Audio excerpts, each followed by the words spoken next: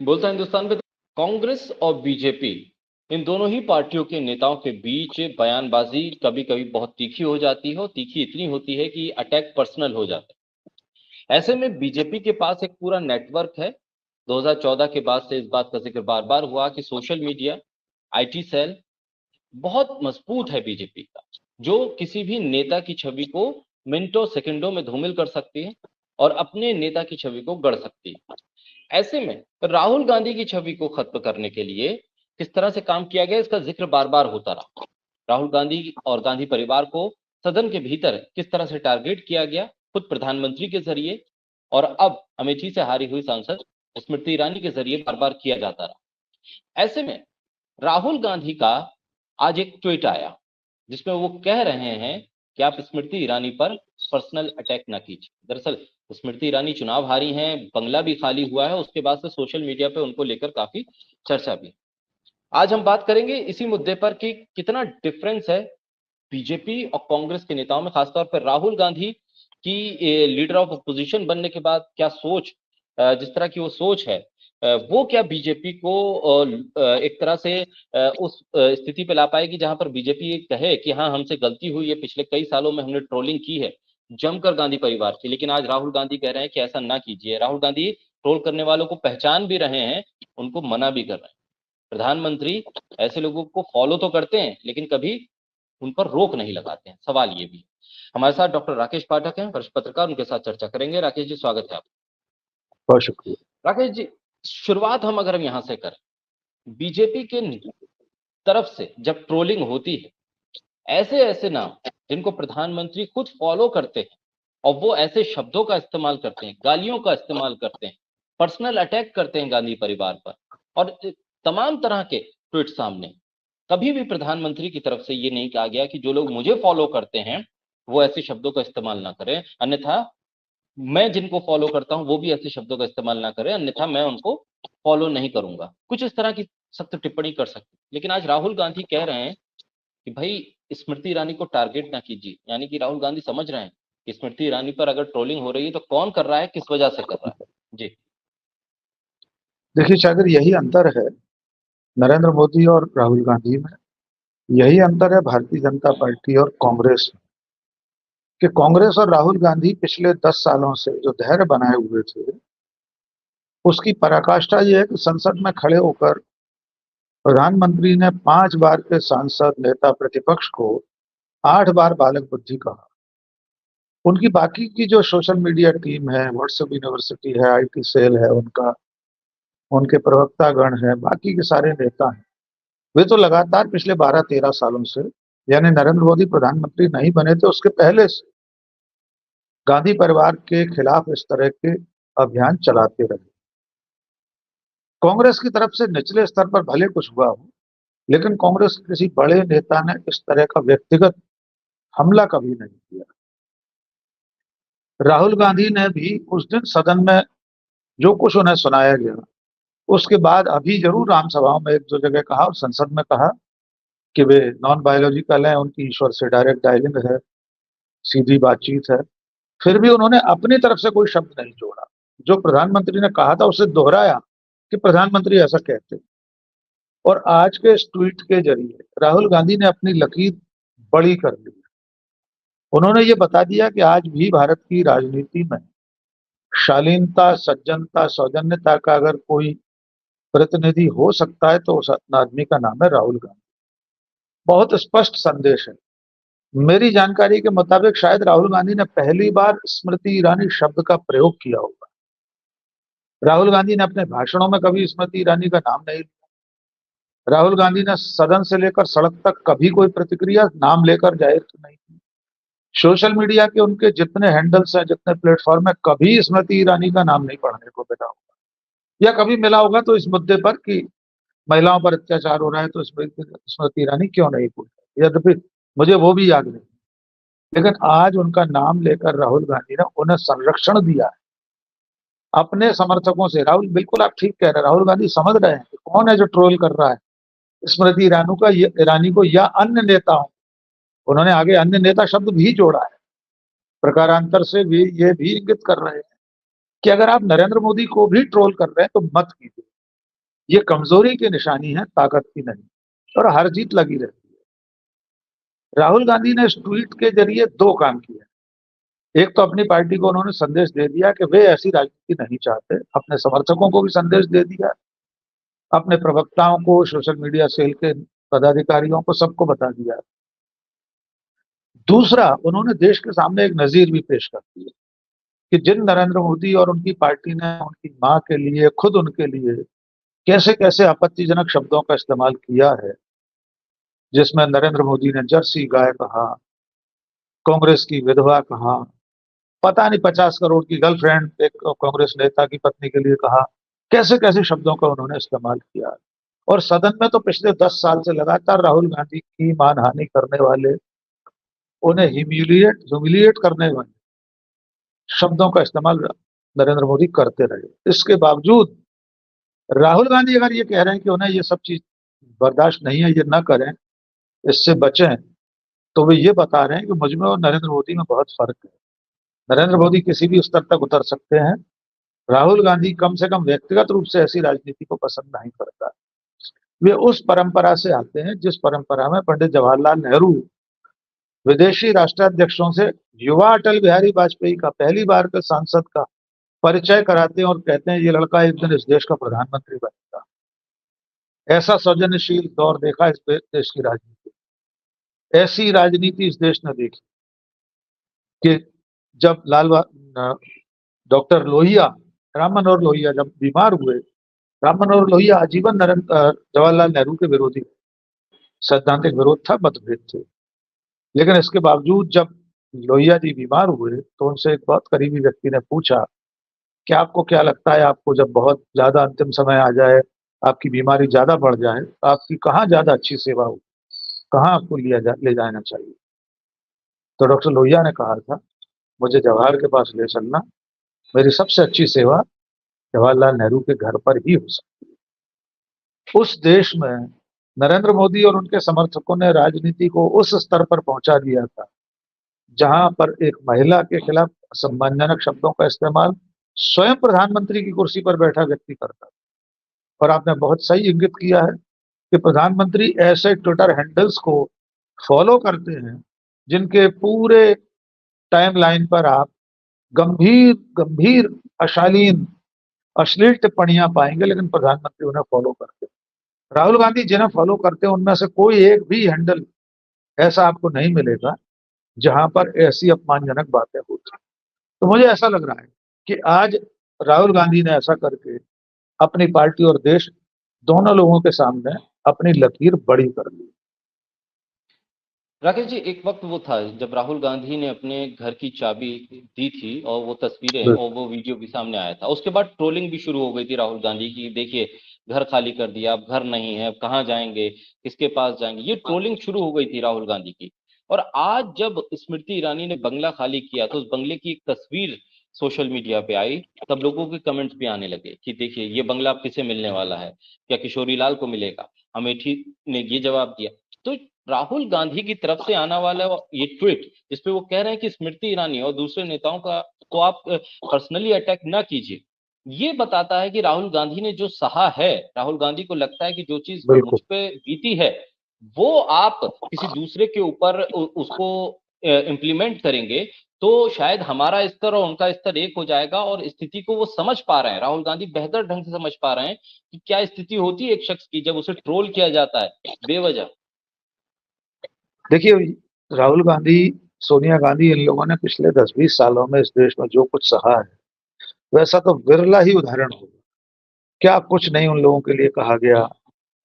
सोनिया गांधी प्रधानमंत्री बनने वाली थी, उन्होंने खुद इनकार कर दिया था, इसके बावजूद उनके बनने से पहले नेता, संसदीय दल का नेता चुने जाते ही सुषमा स्वराज और उमा भारती के जो बयान थे वे कितने आपत्तिजनक थे। उसके बाद भी उनके विदेशी मूल का होने के कारण जो कुछ उन्हें सुनना और सहना पड़ा है।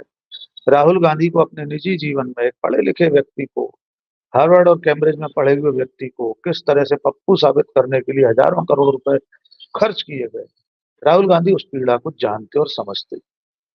इसलिए वे नहीं चाहते कि किसी और को, भले ही वो विरोधी दल का हो, विपक्ष की पार्टी का, सत्ताधारी पार्टी का नेता हो, उसे ये सब सहना पड़ेगा। लेकिन राहुल गांधी इस बात को भी जानते हैं कि सोशल मीडिया के दौर में ये जो सोशल मीडिया के घोड़े हैं, ये बेलगाम घोड़े हैं। इन पर अंकुश लगाना, इनकी लगाम अब किसी के बस में भी नहीं है। मैं तो यहाँ भी, या मैं यहाँ ये भी कहना चाहता हूँ, नरेंद्र मोदी के बस में भी नहीं है। जिस सोशल मीडिया की आईटी सेल की अक्षौहिणी सेना को उन्होंने दूध पिलाकर पाला पोसा है, उसे बड़ा किया है, अब वो उनके भी काबू में नहीं। शुरुआत उनकी तरफ से हुई थी, ऐसे भी स्वीकार करना पड़ेगा। आज ही हमें ये बात दर्ज करनी पड़ेगी, देश को फिर से याद दिलाना पड़ेगा कि विपक्ष के नेताओं, पार्टियों, लोगों के बारे में अभद्र टिप्पणियां, अशालीन टिप्पणियां, अपमानजनक और बदनाम करने वाले अभियान किसने शुरू किए थे इस देश में? राष्ट्रीय स्वयंसेवक संघ, भारतीय जनता पार्टी, नरेंद्र मोदी, उनके समर्थक, ये सब उन्होंने शुरू किया था। लेकिन अब ये उल्टे बांस बरेली लगना शुरू हो गए। मैं अक्सर कहता हूं, सोशल मीडिया बूमरैंग की तरह काम करता है। आपने जिसके ऊपर फेंक कर मारा है और वो लौट कर आपकी तरफ ही आएगा, लेकिन तब तक आप इस हालत में नहीं रहते कि उसे मोगली की तरह अपने हाथ में ले लें। फिर वो लौटकर आपकी छाती पर लगता है। मैंने 2014-15 में एक संपादकीय लिखा था, 15-16 में, 14 में तो सत्ता में ही आए ये लोग, कि सोशल मीडिया बूमरैंग कर रहा है और आप मोगली नहीं है। ये हथियार अब आपके सीने पर लगेगा। वही अब हो रहा है।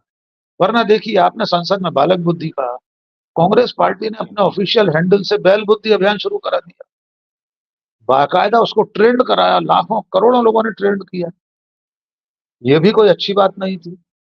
मैं तो व्यक्तिगत रूप से ऐसा मानता हूं, राहुल गांधी ने भी अपनी पार्टी के इस अभियान को पसंद नहीं किया होगा, और हो सकता है इसके पीछे एक चाल भी रही हो, एक रणनीति रही हो कि छठे शाठ्यम समाचरित, जो कल सुप्रिया श्रीनेत ने कहा है कि जो जिस भाषा में समझता है उसे उसी भाषा में उत्तर दिया जाएगा। शुरुआत बीजेपी ने की, शुरुआत नरेंद्र मोदी ने की, तो उन्हें अब उसी भाषा में, उसी व्याकरण में सुनना पड़ेगा। और राहुल गांधी ने शुरू में 2 दिन तक मौन रखा उस अभियान के बाद, क्योंकि काम हो गया पूरा, जो उद्देश्य था वो पूरा हो गया, बालक बुद्धि वर्सेस बैल बुद्धि। तो अब देश ने तय कर लिया कि कौन ज्यादा चिंताजनक बात है। बालक बुद्धि होना तो उतनी बुरी बात नहीं मानी इस देश ने। लोगों ने माना जिसकी बालक बुद्धि है उसके अंदर तो विकास की संभावनाएं पर्याप्त, जिज्ञासा का अनंत आकाश उसके सामने खुला हुआ है। वो आगे चलकर बढ़ सकता है, बेहतर हो सकता है, अपने आप को समृद्ध कर सकता है। लेकिन बैल बुद्धि, जब उसकी तुलना बैल बुद्धि से की जाएगी तो उसमें तो कोई परिष्कृत होने की संभावना होती नहीं कि उसमें कोई सुधार हो सकता है, या वो कुछ सीख सकता है, या उसमें कोई जिज्ञासा है। तो कांग्रेस पार्टी और राहुल गांधी इस नाते दोनों मोर्चे पर फायदे में रहे हैं।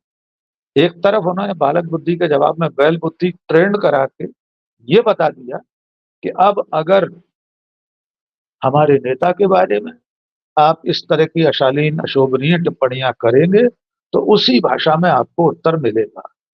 दूसरा, राहुल गांधी ने अब ट्वीट करके ये बता दिया है कि वो इन चीजों को पसंद नहीं करते, वो तो इस सबसे ऊपर है। उनकी पार्टी का स्तर बीजेपी और नरेंद्र मोदी से ऊंचा स्तर है। दोनों तरफ से कांग्रेस पार्टी फायदे में। आज की तारीख में कोई ये नहीं कह पाएगा कि कांग्रेस पार्टी या राहुल गांधी नरेंद्र मोदी के खिलाफ अशालीन टिप्पणियां कर रहे हैं, अभद्र शब्दों का इस्तेमाल कर रहे हैं। और कोई कार्यकर्ता अगर कहेगा भी तो सामने राहुल का ट्वीट आ जाएगा कि राहुल तो पसंद नहीं करते इसको, अब कोई कर रहा है तो करता रहे कार्यकर्ता। राहुल गांधी किस किस को रोके? अगर नरेंद्र मोदी अपनी ट्रोल आर्मी आर्मी को नहीं रोक सकते तो राहुल गांधी के ऊपर क्यों जिम्मेदारी है कि वे रोकें अपने लोगों को? जिसे जो कहना है वो कहेगा। जी शाकिर। बिल्कुल, क्योंकि हमने देखा कि बालक बुद्धि से बैल बुद्धि, और बैल बुद्धि के बाद उस पर मीडिया का एक वर्ग उस पर चर्चा भी कर रहा था। हालांकि वो डिबेट अंग्रेजी जो प्लेटफॉर्म था उस चैनल का, उस पर हुई, लेकिन वो चर्चा तक पहुंच गया और उसमें बाकायदा कांग्रेस का पूरा वीडियो दिखा दिया गया। मीडिया में भी अब एक तरह की हलचल है। मीडिया भी अब जान रहा है कि अगर कांग्रेस ने अगर कुछ कदम उठाया है उसको भी हमें दिखाना पड़ेगा। ये नहीं कि अगर प्रधानमंत्री से जुड़ी हुई कोई बात है तो हम उसे छुपा लें।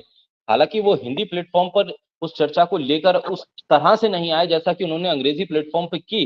लेकिन कांग्रेस ने जो, जैसा कि आप कह रहे हैं कि काम कि सांप भी मर गया और लाठी भी, नहीं टूटी, वो वाली बात काम भी हो गया, नेशनल मीडिया पे भी चीज आ गई और पूरी तरह से सोशल मीडिया पे भी आ गया। मीडिया का एक वर्ग भी क्या इस बात को समझ रहा है?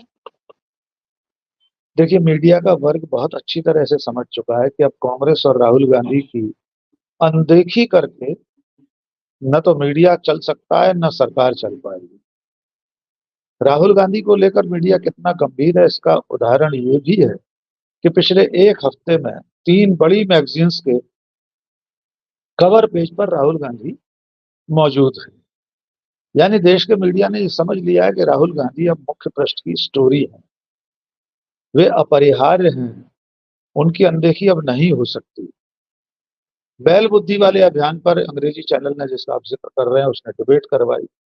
भले वो अंग्रेजी चैनल पर था, लेकिन सुप्रिया सुले ने जिस तरह से जवाब दिया, जिस तरह से उन्होंने तार्किक रूप से ये स्थापित किया है कि इसकी शुरुआत आपने की थी, यानी सत्ता में बैठे लोगों ने की थी, प्रधानमंत्री ने की थी।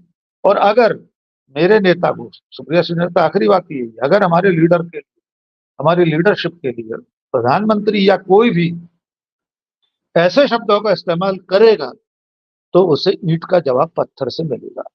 इसमें शायद एक संदेश और छुपा है, तीसरा संदेश, दो तो मैंने शुरू में गिना दिया। इसमें मीडिया को भी ये पैगाम दे दिया गया है कि अब अगर आपने हमारे लीडर को, यानी कांग्रेस पार्टी कह रही है कि हमारे लीडर राहुल गांधी या मल्लिकार्जुन खड़गे या सोनिया गांधी या कोई भी नेता, उसके खिलाफ अगर आपने स्तरहीन शब्दों का इस्तेमाल किया, कोई ऐसी हरकत की, तो आपको भी इसी भाषा में शुद्ध हिंदी में समझाया जाएगा।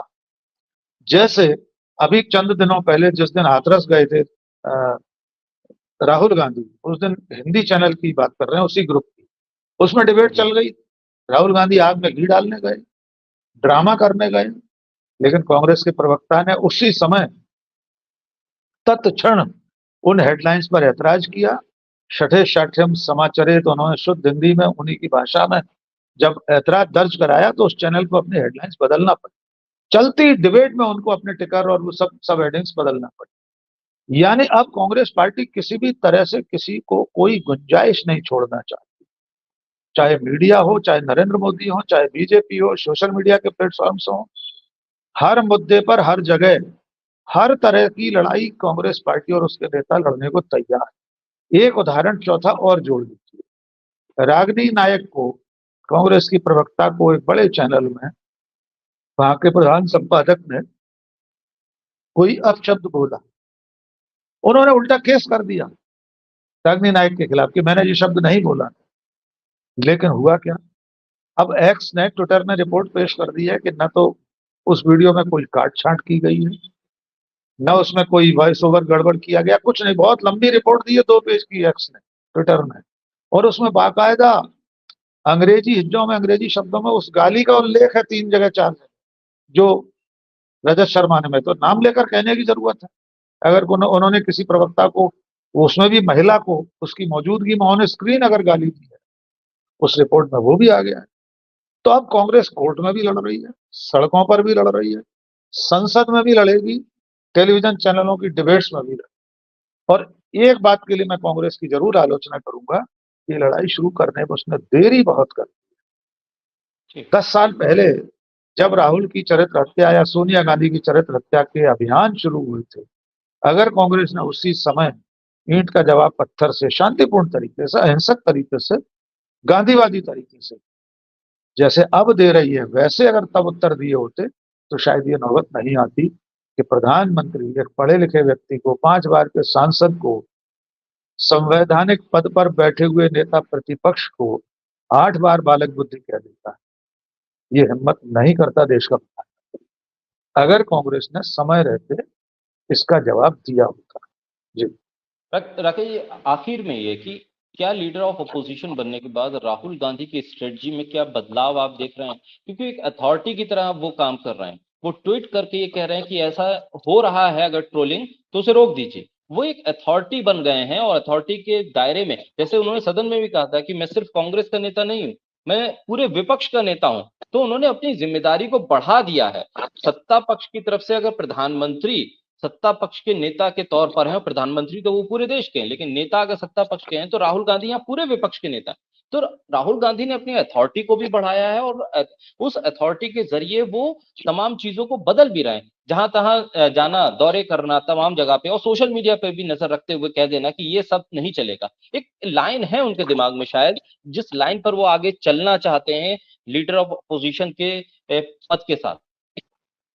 देखिए, जिम्मेदारी तो उनके ऊपर बड़ी है और ये अथॉरिटी जनता ने दी है।